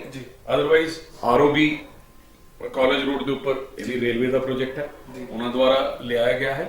ਸੁਜਾਨਪੁਰ ਦੇ ਉੱਪਰ ਜਿਹੜਾ ਇੱਕ ਇਹ ਆਰਓਬੀ ਬਣਨਾ, ਜਿਹੜਾ ਬਹੁਤ ਵੱਡੀ ਉਹਨਾਂ ਦੀ ਮੰਗ ਸੀ, ਇਹ ਵੀ ਉਹਨਾਂ ਨੇ ਸੈਂਕਸ਼ਨ ਕਰਾਇਆ ਹੈ। ਪਠਾਨਕੋਟ NSG ਸੈਂਟਰ ਆਏ, ਇਹ ਵੀ ਮਸਲਾ ਆਖਰੀ ਸਮੇਂ ਦੇ ਉੱਪਰ ਚੱਲ ਰਿਹਾ। ਇਹ ਵੀ ਗੱਲ ਜਿਹੜੀ ਬਣਨ ਵਾਲੀ ਹੈ। ਪਠਾਨਕੋਟ ਤੋਂ ਦਿੱਲੀ ਦੀ ਫਲਾਈਟ ਰੈਗੂਲਰ ਹੋਏ, ਇਹਦੇ ਲਈ ਵੀ ਪ੍ਰਯਾਸ ਆਖਰੀ ਕਤਾਰ ਦੇ ਉੱਪਰ ਖੜਾ ਹੈ। ਔਰ ਮੈਂ ਸਮਝਦਾ ਇਹਦੇ ਨਾਲ ਵਪਾਰ ਨੂੰ, ਉਦਯੋਗ ਨੂੰ, ਟੂਰਿਜ਼ਮ ਨੂੰ, ਲੋਕਾਂ ਦੀ ਆਵਾਜਾਈ ਦੇ ਵਿੱਚ ਬਹੁਤ ਵੱਡਾ ਫਾਇਦਾ, ਟਰਾਂਸਪੋਰਟ ਨੂੰ ਬਹੁਤ ਫਾਇਦਾ ਹੋਣ ਵਾਲਾ ਹੈ। ਤੋਂ ਉਹਨਾਂ ਦੇ ਜਿਹੜੇ ਕਰਨ ਵਾਲੇ ਕੰਮ ਸੀ ਸਨੀ ਦਿਓਲ ਜੀ ਦੇ, ਉਹ ਉਹਨਾਂ ਨੇ ਬੜੀ ਭਲੀ ਭਾਂਤੀ, ਬੜੇ ਚੰਗੇ ਢੰਗ ਦੇ ਨਾਲ, ਬੜੇ ਸੁਚੱਜੇ ਢੰਗ ਦੇ ਨਾਲ ਆਫਿਸ ਉਹਨਾਂ ਦਾ ਨਿਰੰਤਰ ਪਠਾਨਕੋਟ ਦੇ ਅੰਦਰ ਚੱਲ ਰਿਹਾ। ਪੂਰੇ ਕਨਸਟੀਟਿਊਐਂਸੀ ਦੇ ਲੋਕ ਆ ਕੇ ਮਿਲ ਕੇ ਉਹਨਾਂ ਨਾਲ ਗੱਲ ਵੀ ਕਰਦੇ। ਦਿੱਲੀ ਉਹਨਾਂ ਦੇ ਦਫ਼ਤਰ ਬਹੁਤ ਸਕਰੀਏ ਢੰਗ ਦੇ ਨਾਲ ਚੱਲ ਰਿਹਾ ਹੈ। ਤੋਂ ਪਠਾਨਕੋਟ ਔਰ ਗੁਰਦਾਸਪੁਰ ਦੀ ਜਨਤਾ ਨੂੰ ਉਹਨਾਂ ਦਾ ਲਾਭ ਮਿਲ ਰਿਹਾ, ਇਸ ਗੱਲ ਦੇ ਵਿੱਚ ਕੋਈ ਸ਼ੱਕ ਨਹੀਂ। ਇਹ ਝੂਠਾ ਔਰ ਭ੍ਰਾਮਕ ਪ੍ਰਚਾਰ ਕਾਂਗਰਸ ਦੁਆਰਾ ਕੀਤਾ ਜਾ ਰਿਹਾ। ਮੈਂ ਸਮਝਦਾ ਕਿ 1.5 ਸਾਲ ਜਾਖੜ ਜੀ ਇਸ ਜਗ੍ਹਾ ਤੋਂ MP ਰਹੇ। ਕੋਈ ਇੱਕ ਗੱਲ ਦੱਸ ਦੇਣ, ਮੈਂ ਤਾਂ ਤੁਹਾਨੂੰ ਉਹਨਾਂ ਦੇ 1.5 ਸਾਲ ਦੀਆਂ 5-6 ਗੱਲਾਂ ਗਿਣਵਾਤੀਆਂ। ਜੇ ਇਹਦੇ ਵਿੱਚ ਕੋਈ ਗੱਲ ਝੂਠ ਹੈਗੀ ਹੈ ਤਾਂ ਮੈਨੂੰ ਦੱਸੋ। ਸਰ ਇੱਕ ਬਹੁਤ ਹੀ ਜਿਹੜੀ ਸਰਗਰਮ ਮੁੱਦਾ ਜਿਹਾ ਬਣਿਆ ਹੋਇਆ ਪਠਾਨਕੋਟ ਸ਼ਹਿਰ ਦਾ, ਜਿੰਨੇ ਵੀ ਆਪਣੇ ਅਸੀਂ ਮਿਲੇ ਹਾਂ BJP ਦੇ ਜਿਹੜੇ XMC ਸੀ, ਉਹ ਜਿਹੜੀ ਨਵੀਂ ਵਾਰਡਬੰਦੀ ਕੀਤੀ ਗਈ ਹੈ ਉਹ ਤੋਂ ਬਿਲਕੁਲ ਨਾਖੁਸ਼ ਹਨ। ਤੇ ਤੁਹਾਡੀ ਕੀ ਰਾਏ ਇਸ ਬਾਰੇ? ਐਸਾ ਹੈ, ਮੈਂ ਪੇਸ਼ੇ ਤੋਂ ਵਕੀਲ ਔਰ ਚਾਰਟਰਡ ਅਕਾਊਂਟੈਂਟ ਵੀ ਹੈਗਾ, ਮੈਂ ਸਾਰੀ ਗੱਲ ਨੂੰ ਸਮਝਦਾ। ਭਾਰਤੀ ਜਨਤਾ ਪਾਰਟੀ ਕੋਰਟ ਦੇ ਵਿੱਚ ਇਸ ਗੱਲ ਨੂੰ ਲੈ ਕੇ ਜਾ ਰਹੀ ਹੈ। ਪਹਿਲੇ ਵੀ ਇੱਕ ਪੁਆਇੰਟ ਦੇ ਉੱਪਰ ਲੈ ਕੇ ਗਈ ਸੀ, ਕੋਰਟ ਦੇ ਆਰਡਰ ਦੇ ਬਾਵਜੂਦ ਸਰਕਾਰ ਨੇ ਸਾਡੀ ਇਸ ਗੱਲ ਦੀ ਸੁਣਵਾਈ ਨਹੀਂ ਕੀਤੀ। ਅਸੀਂ ਦੁਬਾਰਾ ਵੀ ਕੋਰਟ ਦੇ ਵਿੱਚ ਜਾ ਰਹੇ ਹਾਂ। ਕੋਰਟ ਦੇ ਫੈਸਲੇ ਨੂੰ ਤੇ ਸਭ ਨੂੰ ਮੰਨਣਾ ਪੈਂਦਾ, ਇਹਦੇ ਵਿੱਚ ਕੋਈ ਸ਼ੱਕ ਨਹੀਂ। ਲੇਕਿਨ ਵਾਰਡਬੰਦੀ ਬਿਲਕੁਲ ਗਲਤ, ਬਿਨਾਂ ਮਾਈਂਡ ਅਪਲਾਈ ਕੀਤੇ, ਬਿਨਾਂ ਕਿਸੇ ਲੋੜ ਦੇ, ਸਿਰਫ ਆਪਣੇ ਲੋਕ ਚੁਣਾਵ ਲੜ ਪਾਣ ਔਰ BJP ਦੇ ਲੋਕ ਲੜ ਨਾ ਪਾਣ, ਇਸ ਗੱਲ ਨੂੰ ਪੂਰਾ ਕਰਨ ਦੇ ਲਈ ਆਪਣੀ ਵਿਮਸ ਔਰ ਫੈਂਸੀਜ਼ ਜਿਹਨੂੰ ਕਹਿੰਦੇ ਆ, ਉਹਦੇ ਲਈ ਇਹ ਵਾਰਡਬੰਦੀ ਕੀਤੀ ਗਈ ਹੈ। ਇਹਦੀ ਨਾ ਜ਼ਰੂਰਤ ਸੀ, ਇਹ ਬਿਲਕੁਲ ਇਲੀਗਲ ਹੈ। ਔਰ 2014 ਦੇ ਵਿੱਚ ਵਾਰਡਬੰਦੀ ਹੋਈ ਸੀ, ਜਿਹਦੇ ਆਧਾਰ ਦੇ ਉੱਪਰ 2015 ਸ਼ੁਰੂ ਦੇ ਵਿੱਚ ਚੁਣਾਵ ਹੋਏ ਸੀ। 10 ਸਾਲ ਤੋਂ ਪਹਿਲੇ ਵਾਰਡਬੰਦੀ ਨਹੀਂ ਹੋ ਸਕਦੀ ਸੀ। ਜਿਹੜੇ ਕ੍ਰਾਈਟੇਰੀਆ ਵਾਰਡਬੰਦੀ ਦੇ ਲਈ ਇਸ ਆਰਡਰ ਦੇ ਵਿੱਚ ਹੈਗੇ ਆ, ਉਹ ਸਾਰੇ ਦੇ ਸਾਰੇ, ਇੱਕ ਵੀ ਉਹਨਾਂ ਚੋਂ ਗੱਲ ਪੂਰੀ ਨਹੀਂ ਹੁੰਦੀ। ਉਹਦੀ ਪੂਰੀ ਨਾ ਹੋਣ ਦੇ ਬਾਵਜੂਦ ਸਰਕਾਰ ਨੇ ਕੀਤਾ। ਸੋ ਇਹ ਬਿਲਕੁਲ ਗਲਤ ਹੈ। ਅਸੀਂ ਕੇਵਲ ਨਾਖੁਸ਼ ਹਾਂ। ਸਾਨੂੰ ਐਸਾ ਲੱਗਦਾ ਹੈਗਾ ਕਿ ਪਠਾਨਕੋਟ ਦੀ ਜਨਤਾ ਨੂੰ ਖਾਮਖਾ ਇੱਕ ਭ੍ਰਮ, ਭੁਲੇਖਾ ਪਾਉਣ ਦੇ ਲਈ ਇਹ ਸਾਰੀ ਗੱਲ ਕੀਤੀ ਗਈ ਹੈ। ਸਭ ਲੋਕਾਂ ਦੇ ਐਡਰੈਸ ਵੀ ਬਦਲਣਗੇ, ਸਭ ਲੋਕਾਂ ਨੂੰ ਇਸ ਗੱਲ ਦੇ ਵਿੱਚ ਜ਼ਿਆਦਾ ਦਿੱਕਤ ਹੋਏਗੀ। ਕਿਹੜਾ ਇਲਾਕਾ ਕਿੱਥੇ ਚਲਾ ਗਿਆ, ਕਿਹੜਾ ਇਲਾਕਾ ਕਿੱਥੋਂ ਕੱਟ ਕੇ ਆ ਗਿਆ। ਕਿਸ ਇਲਾਕੇ ਦੇ ਵਿੱਚ ਪੋਪੂਲੇਸ਼ਨ ਦੇ ਵਿੱਚ SC ਦੀ ਸੰਖਿਆ ਜ਼ਿਆਦਾ ਹੈ, ਉਹ ਜਨਰਲ ਹੋ ਗਏ, ਜਨਰਲ ਵਾਲੇ SC ਹੋ ਗਏ। ਔਰ ਕੋਈ ਵੀ ਅਗਰ ਲੇਡੀ ਕਰਨਾ ਉੱਥੇ ਉਹ ਆਡ ਨੰਬਰ ਉਹਨੂੰ ਘੁਮਾ ਕੇ ਕਿੱਥੋਂ ਸ਼ੁਰੂ ਕੀਤਾ ਉੱਥੇ ਲਿਆ ਦਿੱਤਾ। ਇਹ ਸਾਰੀਆਂ ਗੱਲਾਂ ਕੇਵਲ ਇਸ ਲਈ ਕੀਤੀਆਂ ਗਈਆਂ ਕਿ ਭਾਰਤੀ ਜਨਤਾ ਪਾਰਟੀ ਦੇ ਲੋਕ ਚੁਣਾਵ ਨਾ ਲੜ ਸਕਣ ਔਰ ਆਪਣੇ ਲੋਕ ਜਿਹੜੇ ਆ ਉਹਨਾਂ ਨੂੰ ਚੁਣਾਵਾਂ ਦੇ ਵਿੱਚ ਫੈਸਿਲਿਟੇਟ ਕਰਨ ਦੇ ਲਈ ਕੀਤਾ। ਲੇਕਿਨ ਲੋਕ ਇਸ ਗੱਲ ਨੂੰ ਬੜੀ ਭਲੀ ਭਾਂਤੀ ਸਮਝਦੇ। ਪਠਾਨਕੋਟ ਦੀ ਜਨਤਾ ਬੜੀ ਜਾਗਰੂਕ ਹੈ ਔਰ ਚੁਣਾਵਾਂ ਦੇ ਅੰਦਰ ਉਹਨਾਂ ਨੂੰ ਠੀਕ ਮਕਬੂਲ ਇਸ ਗੱਲ ਦਾ ਜਵਾਬ ਦੇਗੀ। ਸਰ, ਜਿਵੇਂ ਕਿ ਇੱਕ ਪੂਰੇ ਦੇਸ਼ ਦਾ ਇੱਕ ਬਹੁਤ ਹੀ ਸਰਗਰਮ ਮੁੱਦਾ ਬਣ ਚੁੱਕਿਆ ਜਿਹੜਾ ਪਾਰਲੀਮੈਂਟ ਦੇ ਵਿੱਚ ਪਿਛਲੇ ਦਿਨੀ ਬਿੱਲ ਪਾਸ ਹੋਇਆ, ਇੱਕ ਕਿਸਾਨ ਯੂਨੀਅਨਸ ਬਿੱਲ, ਜਿਹਦਾ ਕਿ ਪੂਰੇ ਪੰਜਾਬ ਭਰ ਦੇ ਕਿਸਾਨ ਜਿਹੜੇ ਨੇ ਡਟ ਕੇ ਵਿਰੋਧ ਕਰ ਰਹੇ ਨੇ, ਥਾਂ ਥਾਂ ਤੇ ਧਰਨੇ ਲੱਗ ਰਹੇ ਨੇ। ਹੁਣ 26 ਨਵੰਬਰ ਨੂੰ ਟਰੈਕਟਰ ਟਰਾਲੀਆਂ ਭਰ ਕੇ ਕਿਸਾਨ ਦਿੱਲੀ ਵੱਲ ਕੂਚ ਕਰ ਰਹੇ ਨੇ। ਤੇ ਤੁਸੀਂ ਕੀ ਕਹਿਣਾ ਚਾਹੋਗੇ ਕਿ ਜਿਹੜਾ ਬਿੱਲ ਹੈ ਕਿਸਾਨ ਯੂਨੀਅਨਸ ਬਿੱਲ ਪਾਸ ਕੀਤਾ ਗਿਆ, ਕਿਸਾਨਾਂ ਲਈ ਕਿੰਨਾ ਕੁ ਲਾਹੇਵੰਦ ਹੈ, ਤੇ ਜਾਂ ਇਹ ਕਿਸਾਨ ਜਿਹੜਾ ਵਿਰੋਧ ਕਰ ਰਹੇ ਨੇ ਠੀਕ ਕਰ ਰਹੇ ਨੇ? ਐਸਾ ਹੈ, ਮੈਂ ਤੁਹਾਨੂੰ ਇਹ ਪ੍ਰਸ਼ਨ ਕਰਨਾ ਚਾਹੁੰਦਾ ਜੀ। ਪੰਜਾਬ ਦਾ ਕਿਸਾਨ ਜਿਹੜੇ ਪੂਰੇ ਦੇਸ਼ ਦਾ ਅੰਨਦਾਤਾ ਹੈ ਜੀ, ਔਰ ਪੰਜਾਬ ਦੀ ਕਿਸਾਨੀ ਦੇ ਲਈ ਕੇਂਦਰ ਸਰਕਾਰ ਹਰ ਸਮੇਂ ਤੇ ਹੁਣ ਵੀ ਹਰ ਪ੍ਰਕਾਰ ਦੀ ਮਦਦ ਦੇ ਲਈ ਹਮੇਸ਼ਾ ਤਿਆਰ ਰਹਿੰਦੀ ਹੈ ਜੀ। ਇਹਨਾਂ ਦੀ ਕੋਈ ਵੀ ਜਿਹੜੀ ਇਹਨਾਂ ਨੇ ਭ੍ਰਮ, ਕੋਈ ਵੀ ਜਿਹੜਾ ਇਹਨਾਂ ਨੂੰ ਸ਼ੱਕ ਸੀਗਾ, ਉਹਦਾ ਨਿਵਾਰਨ ਸਮਝਣ ਦੇ ਲਈ ਕਿਸਾਨ ਤੇ ਤਿਆਰ ਹੈ ਜੀ। ਮੈਂ ਸਮਝਦਾ ਕੁਝ ਐਸੇ ਲੋਕ ਹੈਗੇ ਆ ਜਿਨ੍ਹਾਂ ਦਾ ਆਪਣਾ ਵੈਸਟਡ ਇੰਟਰਸਟ ਹੈ, ਉਹ ਲੋਕ ਤਿਆਰ ਨਹੀਂ ਹੈਗੇ ਜੀ। ਇਸ ਕਾਰਨ ਇਹ ਭ੍ਰਮ ਜ਼ਿਆਦਾ ਫੈਲਾਇਆ ਜਾ ਰਿਹਾ ਹੈ ਜੀ। ਬਿਹਾਰ ਦਾ ਕਿਸਾਨ ਤੇ ਇਸ ਗੱਲ ਤੋਂ ਖੁਸ਼ ਹੈ ਜੀ, ਉੱਥੇ ਉਹਨੇ ਚੁਣਾਵਾਂ ਨੇ ਗੱਲ ਪ੍ਰੂਵ ਵੀ ਕਰ ਦਿੱਤੀ ਹੈ। ਔਰ ਇਹ ਜਿਹੜੇ ਐਕਟ ਬਣੇ ਹੈ, ਇਹ ਐਕਟ ਕੇਵਲ ਇਸ ਲਈ ਕਿਸਾਨਾਂ ਦੀ ਆਮਦਨ ਵਧੇ ਜੀ, ਕਿਸਾਨਾਂ ਨੂੰ ਹਰ ਗੱਲ ਦੇ ਵਿੱਚ ਅਪਗ੍ਰੇਡ ਕੀਤਾ ਜਾ ਸਕੇ ਜੀ। ਅਪਗ੍ਰੇਡੇਸ਼ਨ ਦੇ ਨਾਲ ਹੀ ਆਮਦਨ ਵੱਧ ਸਕਦੀ ਹੈ ਜੀ। ਔਰ ਕਿਤੇ ਵੀ ਸਰਕਾਰ ਨੇ ਨਾ ਕੇਵਲ ਇਹ ਨਹੀਂ ਕਿਹਾ ਬਲਕਿ ਇਹ ਜ਼ੋਰ ਦੇ ਕੇ ਕਿਹਾ MSP ਵੀ ਜਾਰੀ ਰਹੇਗੀ ਜੀ, ਮੰਡੀਆਂ ਵੀ ਜਾਰੀ ਰਹਿਣਗੀਆਂ ਜੀ ਕਿਸਾਨ ਨੂੰ ਇੱਕ ਆਪਸ਼ਨ ਹੈਗੀ ਹੈ ਕਿ ਮੈਂ ਇਹਦੇ ਕੋਲ ਚਲਾ ਜਾਵਾਂ ਜਾਂ ਇੱਥੇ ਆ ਜਾਵਾਂ ਜੀ ਕਿਸੇ ਨੂੰ ਕੀ ਇਤਰਾਜ਼ ਹੋਣਾ ਚਾਹੀਦਾ ਇਸ ਗੱਲ ਦੇ ਵਿੱਚ ਬਾਰ-ਬਾਰ ਸਰਕਾਰ ਕਹਿ ਰਹੀ ਹੈ ਨਾ ਤੁਹਾਡੀ ਜ਼ਮੀਨ ਦੇ ਉੱਪਰ ਕਿਸੇ ਪ੍ਰਕਾਰ ਦੀ ਕੋਈ ਅਸੀਂ ਆਂਚ ਆਉਣ ਦੇਵਾਂਗੇ ਜੀ ਨਾ ਤੁਹਾਡੀ ਜ਼ਮੀਨ ਕੋਈ ਖੋ ਸਕੇਗਾ ਜੀ ਜੇ ਤੁਸੀਂ ਇਹਦੇ ਨਾਲ ਕੰਮ ਕਰਨਾ ਚਾਹੁੰਦੇ ਹੋ ਤੇ ਕਰੋ ਨਹੀਂ ਤੇ ਅਸੀਂ ਤਾਂ ਬੈਠੇ ਹੀ ਆ ਜੀ ਅਸੀਂ ਤਾਂ ਐਮਐਸਪੀ ਦੀ ਸ਼ੇਪ ਦੇ ਵਿੱਚ ਵੀ ਹੈਗੇ ਆ ਅਸੀਂ ਮੰਡੀ ਵੀ ਜਿਹੜੀ ਚਲਾ ਰਹੇ ਹਾਂ ਸਭ ਕੁਝ ਕਰ ਰਹੇ ਹਾਂ ਇੱਕ ਆਪਸ਼ਨ ਦੇਤੀ ਇਹਦੇ ਵਿੱਚ ਕੀ ਮਾੜੀ ਗੱਲ ਹੋ ਸਕਦੀ ਹੈ ਮੈਂ ਸਮਝਦਾ ਮੇਰੇ ਕਿਸਾਨ ਵੀਰਾਂ ਨੂੰ ਵੀ ਇਹ ਗੱਲ ਸਮਝਣੀ ਚਾਹੀਦੀ ਹੈ ਔਰ ਜਿਸ ਤਰੀਕੇ ਦੇ ਨਾਲ ਕੇਂਦਰ ਸਰਕਾਰ ਨੇ ਉਪਰਾਲਾ ਕਰਕੇ ਜੀ ਇੱਕ ਗੱਲਬਾਤ ਸ਼ੁਰੂ ਕੀਤੀ ਹੈ ਜੀ ਔਰ ਗੱਲਬਾਤ ਸ਼ੁਰੂ ਕਰਨ ਦਾ ਅਸਰ ਇਹ ਹੈਗਾ ਕਿ ਸਰਕਾਰ ਨਾਲ ਕੁਝ ਕਿਸਾਨ ਜਥੇਬੰਦੀਆਂ ਇਹਦੇ ਬਾਰੇ ਦੇ ਵਿੱਚ ਅੱਗੇ ਵੀ ਗੱਲਬਾਤ ਕਰਨਾ ਚਾਹੁੰਦੀਆਂ ਮੈਨੂੰ ਪੂਰੀ ਉਮੀਦ ਹੈ ਕਿ ਉਹ ਲੋਕ ਸਮਝਣਗੇ ਔਰ ਇਸ ਗੱਲ ਦਾ ਹੱਲ ਨਿਕਲ ਕੇ ਪੰਜਾਬ ਜਿਸ ਤਰੀਕੇ ਦੇ ਨਾਲ ਵਿਕਾਸ ਔਰ ਕਿਸਾਨੀ ਦੇ ਕਾਰਨ ਪੂਰੇ ਹਿੰਦੁਸਤਾਨ ਦੇ ਅੰਦਰ ਜਾਣਿਆ ਜਾਂਦਾ ਹੈ ਉਹ ਆਉਣ ਵਾਲੇ ਸਮੇਂ ਦੇ ਅੰਦਰ ਉਸ ਤੋਂ ਵੱਧ ਹੋਰ ਚੜ੍ਹਦੀ ਕਲਾ ਵੱਲ ਚੱਲੇਗਾ ਐਸਾ ਮੇਰਾ ਪੂਰਨ ਵਿਸ਼ਵਾਸ ਹੈ ਸਰ ਤੁਸੀਂ ਸਾਡੇ ਦਰਸ਼ਕਾਂ ਨੂੰ ਦੱਸੋ ਕਿ ਆਉਣ ਵਾਲੇ ਜਿਹੜੇ ਚੁਣਾਵ ਨੇ ਤੁਸੀਂ ਉਹਨਾਂ ਚੁਣਾਵਾਂ ਦੇ ਵਿੱਚ ਚੁਣਾਵੀ ਮੈਦਾਨ 'ਚ ਉਤਰ ਰਹੇ ਹੋ ऐसा है कि भारतीय जनता पार्टी बड़ी अनुशासन प्रिय पार्टी है जी और ਇਹਦੇ ਵਿੱਚ हर गल पार्टी तय कर दी है कि कौन लड़ेगा कौन कित्थों लड़ेगा जी कौन संचालन करेगा जी ਇਹ ਸਾਰੀਆਂ ਗੱਲਾਂ ਪਾਰਟੀ ਤੈਅ ਕਰਦੀ ਹੈ ਜੀ ਪਾਰਟੀ ਦਾ ਜੋ ਆਦੇਸ਼ ਹੋਏਗਾ ਹਰ ਕਾਰਜਕਰਤਾ ਨੂੰ ਮਾਨਯ ਹੁੰਦਾ ਹੈ ਜੀ ਮੈਨੂੰ ਵੀ ਮਾਨਯ ਹੋਏਗਾ ਜੀ ਔਰ ਇਸ ਬਾਰੇ ਕੋਈ ਵੀ ਕਿੰਤੂ ਪਰੰਤੂ ਜਿਹੜਾ ਹੈ ਕੋਈ ਵੀ ਕਾਰਜਕਰਤਾ ਨਹੀਂ ਕਰ ਸਕਦਾ ਪਾਰਟੀ ਦੇ ਆਦੇਸ਼ ਨਾਲ ਜੀ ਸਭ ਪਾਲਨ ਕਰਦੇ ਜੀ ਤੇ ਸਰ ਜੇਕਰ ਤੁਸੀਂ ਚੁਣਾਵੀ ਮੈਦਾਨ 'ਚ ਉਤਰਦੇ ਹੋ ਅਸੀਂ ਉਮੀਦ ਕਰਦੇ ਹਾਂ ਕਿ ਜੇ ਤੁਸੀਂ ਚੁਣਾਵ ਜਿੱਤ ਕੇ ਦੁਬਾਰਾ ਇਸ ਪਠਾਨਕੋਟ ਸ਼ਹਿਰ ਦੇ ਮੇਅਰ ਬਣਦੇ ਹੋ ਜਾਂ ਐਮਸੀ ਬਣਦੇ ਹੋ ਤਾਂ ਕਿਹੜੇ ਅਜਿਹੇ ਕੰਮ ਨੇ ਜਿਹਨਾਂ ਤੁਸੀਂ ਪਹਿਲ ਦੇ ਆਧਾਰ ਤੇ ਕਰਵਾਓਗੇ